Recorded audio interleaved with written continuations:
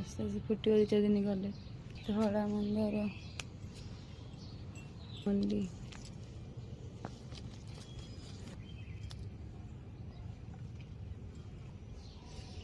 ଗୋଲାପଟା ଫୁଟିଛି, ନ ତୋଳିଲେ ମାଙ୍କଡ଼ ଖାଇଦେବ।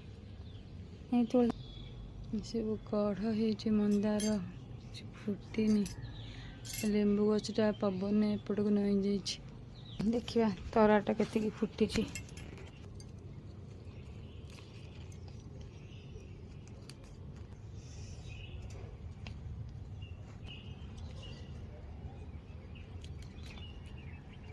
ତରାଟଟା ବହୁତ ଫୁଟୁଛି। ଏଇ ତରାଟା ଫୁଲ ହେଇଗଲା ମୋ ଦିଅ ବୁଝା ହେଇଯାଉଛି। ବସ୍ ହେଇଗଲା ଫୁଲ ଉପରେ ଆଉ ନେବେ।